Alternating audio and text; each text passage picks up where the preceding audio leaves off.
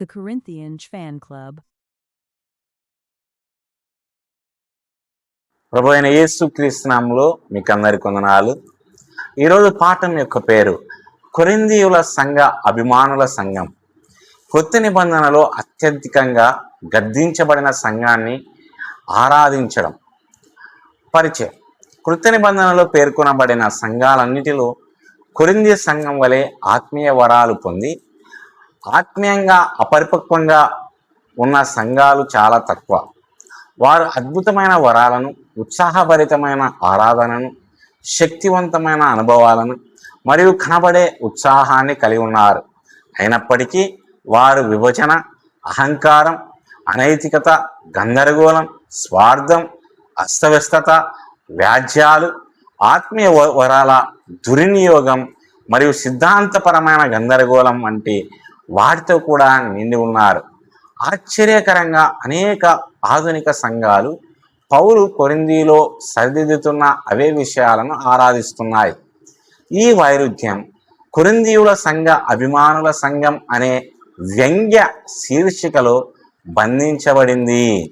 ఈ పదబంధం కొరింథీయుల విశ్వాసులను పౌలు పదే పదే గద్దించిన విషయాన్ని విస్మరిస్తూ అస్తవ్యస్తమైన ఆత్మీయతను, భావోద్వేగాల మితిమీరైన తనాన్ని మరియు వరాల బహిరంగ ప్రదర్శనలను కీర్తించే ధోరణిని ఆశభరితంగా విమర్శిస్తుంది. ఈ వ్యంగ్యం చాలా తీవ్రమైనది, ఎందుకంటే ఇది ఒక తీవ్రమైన సమస్యను బయటపెడుతుంది. కొంతమంది క్రైస్తవులు కొరింథీ సంఘాన్ని జాగ్రత్తగా పరిశీలించవలసిన హెచ్చరికగా కాకుండా అనుకరించడానికి ఒక నమూనాగా భావిస్తారు. ఆధ్యాత్మిక వరాలు నిజమైనవా లేదా ముఖ్యమైనవా అనేది ఇక్కడ సమస్య కాదు. పౌలు ఆత్మీయ వరాలను దేవుని నుండి వచ్చిన బహుమతులుగా స్పష్టంగా ధృవీకరించాడు. సంఘాలు దానిని పునరుజ్జీవనం, స్వేచ్ఛ లేదా ఆత్మీయ శక్తి అని పిలుస్తూ కొరింథీ చేసిన తప్పులనే పునరావృతం చేస్తున్నాయా లేదా అన్నదే ఇక్కడ సమస్య. ఇందులో 7 విషయాలు కలవు. మొదటి విషయం కొరింథు అత్యంత సరిదిద్దబడిన సంఘం. పౌలు కొరింథీకి రాసిన పత్రికలను చదివినప్పుడు ఒక విషయం స్పష్టమవుతుంది. ఆ సంఘంలో తీవ్రమైన సమస్యలు ఉన్నాయి. పౌలు ఈ విషయాలను ప్రస్తావించాడు. విభేదాలు మరియు పక్షపాత ధోరణి, లైంగిక అనైతికత, అహంకారం, విశ్వాసుల మధ్య వ్యాజ్యాలు, ప్రభువు బలను దుర్వినియోగం చేయడం, ఆరాధనలో గందరగోళం, అన్య భాషలను దుర్వినియోగం చేయడం, క్రమరహిత సమావేశాలు, పునరుత్థానం గురించిన తప్పుడు ఆలోచనలు మరియు ఆత్మీయ అహంకారం. పౌలు విమర్శనాత్మకంగా పరిశీలించి ప్రశంసిస్తున్నది ఆత్మీయంగా ఆరోగ్యకరమైన సంఘము కాదు. మొదటి కొరింథీయులకు రాసిన పత్రికలో చాలా భాగం దిద్దుబాటు గురించే ఉంటుంది. అయినప్పటికీ కొంతమంది ఆధునిక విశ్వాసులు గద్దింపు సందర్భాన్ని విస్మరించి కేవలం కొరింథీ వారి నాటకీయమైన ఆత్మీయ అనుభవాలపై మాత్రమే దృష్టి పెడతారు. వారు వీటిని మెచ్చుకుంటారు. భావోద్వేగ తీవ్రత, బహిరంగ ప్రదర్శనలు, నాటకీయమైన ఆరాధన, ఆత్మీయ ఉత్సాహం. అయితే పౌలు కొరింథీయులను పదే పదే అపరిపక్వమైన వారని పిలిచాడనే విషయాన్ని మర్చిపోతారు. ఆత్మీయ వరాలు, ఆత్మీయ పరిపక్వత. ఒక సంఘానికి వరాలు ఉన్నప్పటికీ అది తీవ్రమైన అనారోగ్యంతో ఉండవచ్చు. రెండో విషయం ప్రేమ లేని భాషలు. గొప్ప విడ్డూరాలలో ఒకటి ఏమిటంటే మొదటి కొరింథీయులకు రాసిన పత్రిక 13వ అధ్యాయంలోని ప్రసిద్ధమైన ప్రేమ అధ్యాయం ప్రధానంగా వివాహాల కోసం వ్రాయబడలేదు. ఆత్మీయ వరాల పట్ల వ్యామోహం కలిగి ప్రేమ లేని సంఘాన్ని సరిదిద్దడానికి అది వ్రాయబడింది. కొరింథీయులు ఆత్మీయ వరాలను ఓదకు చిహ్నాలుగా భావించారు. నాటకీయమైన వరాలు తమను ఆత్మీయంగా ఉన్నతమైన వారిగా చేస్తాయని కొంతమంది నమ్మినట్లు కనిపించింది. పౌలు శక్తివంతంగా స్పందించాడు. నేను మనుషుల భాషలతో, దేవదూతల భాషలతోనూ మాట్లాడినను, ప్రేమ లేకపోతే నేను శబ్దం చేసే కంచు వలె ఉన్నాను. మొదటి కొరింథీ 13:1 ఈ విషయం చాలా తీవ్రమైనది. ప్రేమ లేని వరాలు వ్యర్థమైనవి, శీలం లేని అనుభవాలు ప్రమాదకరమైనవి, వినయం లేని బహిరంగ ఆధ్యాత్మికత అర్ధరహితమైనది, అయినప్పటికీ ఆధునిక సంఘ సంస్కృతి కొన్నిసార్లు కొరింథీ చేసిన తప్పుని పునరావృతం చేస్తుంది. ఫలాల కన్నా వరాలకే ఎక్కువ ప్రాధాన్యత ఇస్తారు. పరిశుద్ధత కన్నా అనుభవాలకి ఎక్కువ ప్రాధాన్యత ఇస్తారు. విధేయత కన్నా ఉత్సాహానికి ఎక్కువ ప్రాధాన్యత ఇస్తారు. ప్రేమ కన్నా ప్రత్యక్షతలకే ఎక్కువ ప్రాధాన్యత ఇస్తారు. కొంతమంది విశ్వాసులు ప్రాథమిక క్రైస్తవ శీలాన్ని నిర్లక్ష్యం చేస్తూ అద్భుతమైన ఆధ్యాత్మిక అనుభవాలను వెంబడిస్తారు. మూడో విషయం, ఆధ్యాత్మిక స్వేచ్ఛగా పొరపాటుగా భావించబడిన అస్తవ్యస్తత. కొరింథీలో ఆరాధన కూటాల సమయంలో అస్తవ్యస్తత అనేది మరో ప్రధాన సమస్య. ప్రజలు ఒకరి మాటలను ఒకరు మధ్యలోనే ఆపేవారు. అనేకులు అర్థ వివరణ లేకుండా మాట్లాడేవారు. ఆరాధనలు గందరగోళంగా అస్తవ్యస్తంగా మారేవి. పౌలు దీనిని పునరుజ్జీవనంగా కీర్తించలేదు.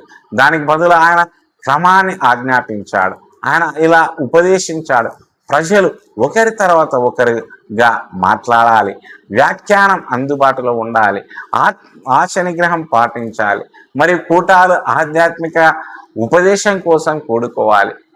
అప్పుడు పౌలు ఒక కీలకమైన ప్రకటన చేశాడు: దేవుడు గందరగోళమునకు కర్తయగువాడు కాదు, సమాధానమునకు కర్తయగువాడు. 1 కొరింథీ 14:33లో అస్తవ్యస్తత అభిషేకం. అయినప్పటికీ ఆధునిక సంఘాలు కొన్నిసార్లు పౌలు సరిదిద్దుతున్న అదే గందరగోళాన్ని మహిమపరుస్తున్నాయి.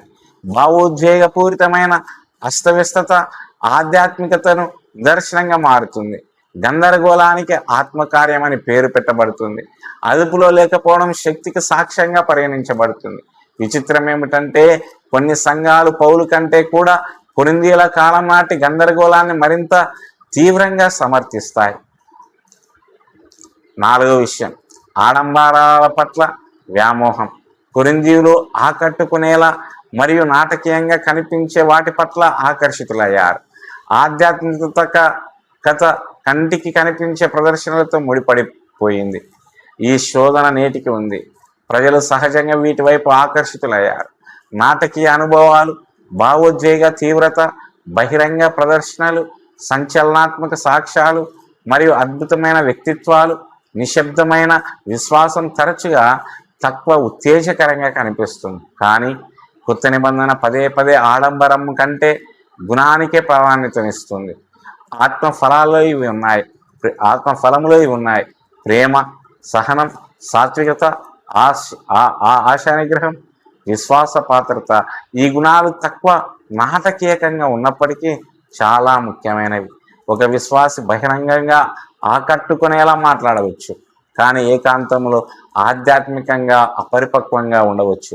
బాహ్య ఉత్సాహం అంతర్గత శారీరక వాంఛలతో కలిసి ఉండగలదని కొరింథీ సంఘం మనకు గుర్తు చేస్తుంది. 5వ విషయం, ఆధ్యాత్మిక భాష వెనుక దాగి ఉన్న గర్వం.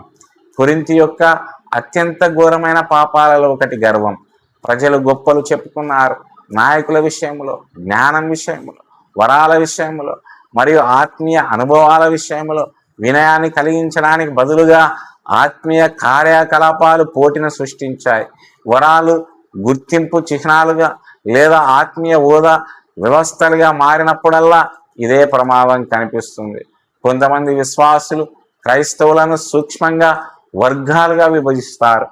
ఆత్మతో నింపబడిన వారు వర్సెస్ సాధారణమైన వారు, అభిషిక్తులు వర్సెస్ తక్కువ ఆత్మీయత గలవారు, వరాలు పొందిన వారు వర్సెస్ నిస్సారమైన వారు. కానీ పౌలు ఆత్మీయ గర్వాన్ని పదే పదే ఖండించాడు. ఆత్మీయ ప్రముఖులను సృష్టించడానికి పరిశుద్ధాత్మ ఎన్నడూ ఇవ్వబడలేదు. వరాలు సంఘానికి సేవ చేయడానికి ఉద్దేశించబడ్డాయి, వ్యక్తులను హెచ్చించడానికి కాదు. ఆత్మీయ వరాలు ప్లస్ గర్వం = కొరింథు. 6వ విషయం, పరిశుద్ధతపై లోపించిన ప్రాధాన్యత. కొరింథీయుల సంఘ అభిమానుల సంఘములోని బహుశా అతిపెద్ద విడ్డూరం ఏమిటంటే అనేక సంఘాలు పరిశుద్ధత మరియు పరిపక్వత గురించి పౌలుకున్న లోతైన ఆందోళనను విస్మరిస్తూ కొరింథీయుల అనుభవాలను తీవ్రంగా అనుసరిస్తాయి. కొరింథీయుల విశ్వాసులు వీటిని సహించారు. తీవ్రమైన అనైతికత, స్వార్థం, విభజన, అహంకారం మరియు లౌకికత్వం అయినప్పటికీ ఆధునిక క్రైస్తవులు కొన్నిసార్లు కొరింథీ యొక్క నైతిక వైఫల్యాలను గుర్తించకుండా వారి భావోద్వేగ సంస్కృతిని అనుకరిస్తారు. పౌలు సాక్ష్యం కేవలం ఆధ్యాత్మిక ఉత్సాహం కాదు, ఆయన లక్ష్యం క్రీస్తు వంటి పరిపక్వత. నిజమైన ఆధ్యాత్మికత ప్రధానంగా నాటకీయ అనుభవాల ద్వారా కొలవబడదు, కానీ రూపాంతరం చెందిన జీవనం ద్వారా కొలవబడుతుంది. పరిశుద్ధతను నిర్లక్ష్యం చేస్తూ వరాలను అనుసరించామని కొత్త నిబంధన విశ్వాసులకు ఎన్నడూ బోధించదు. 7వ విషయం, కొరింథు నుండి సరిగా నేర్చుకోవడం.